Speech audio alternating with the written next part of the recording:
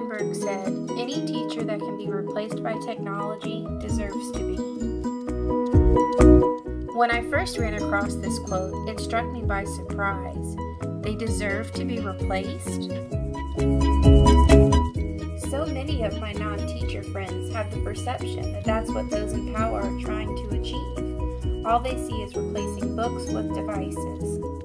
How can I blame them though? As soon as a new music video comes out, within days there are thousands of Vine videos circulating the web. People are obviously putting their time into learning these moves by watching the original over and over again. So that's what they think of education. If you put a lesson on the computer and make it have flashing lights and music, the kids will learn, right?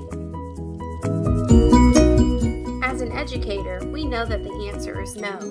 With various learning styles and student abilities ranging from 2 years behind to 2 years ahead in just about every classroom, we know that there can never be a one-size-fits-all approach to teaching, and plopping students down with headsets and a computer won't achieve anything either. Being a proud member of Generation Y, I feel like I've had a completely different learning experiences from many before me. These experiences have helped me immensely as a classroom teacher. I remember learning solely from a textbook and my teachers writing on overhead projectors with vis-a-vis markers as I did my best to write everything that was being presented. But as I advanced from elementary to middle to high school, things were always changing. I remember the first PowerPoint presentation I ever saw in middle school. I was amazed. As the slides changed, I was hooked. It was amazing, but I was still learning the same way. The presentation was just slightly different. My technology philosophy is different from many because of my own educational experiences. I feel that technology integration can be classified within 3 categories. The first category is what I experienced in my school days. What you see is what you get. The lesson includes a video to get the students hooked, a PowerPoint presentation to display the notes, or maybe even a Prezi that was so creatively put together. The second category is when textbooks and other duplicated resources are replaced by technology. The students are now using devices to complete web quests and practicing their skills on sites like IXL. Phase 2 is where I feel I have spent the majority of my first 2 years of teaching. I felt like I was blowing other teachers out of the water with my use of these resources. My kids were performing and I had data to prove it. But was this really personalized?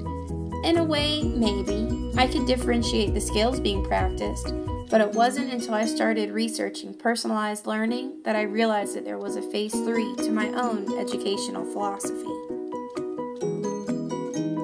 Personalized learning includes the students communicating, collaborating, creating, and using critical thinking.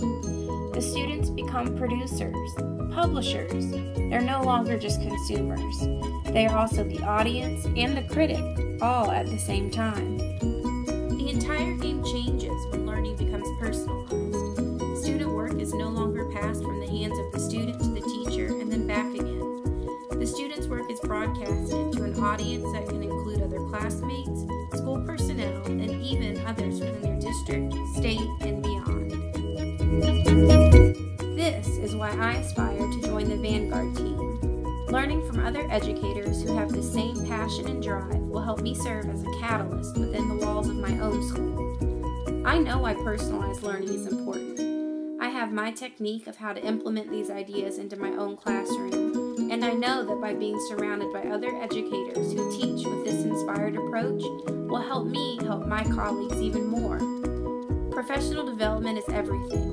Let's help make it meaningful for ourselves so we can make a greater impact on our students.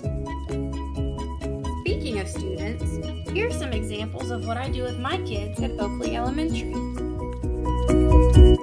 Our school has a project-based learning lab that's just started this year.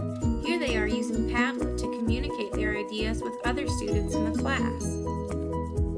Within my own classroom, students are passing the pen to help explain their understanding to classmates from the front of the room. My classroom is set up with an inspired approach. Students sit in cooperative groups with technology at their fingertips every day. Here is an example of a project my students completed this past week in science. It's amazing how just by the second week of school, they're already able to learn so much and broadcast their work. Since my students are expected to explain what they already know, online assessments don't scare them. It's just like any other assignment. Thank you for watching my video. It would be an honor to be selected to serve as a Vanguard member. Goodbye.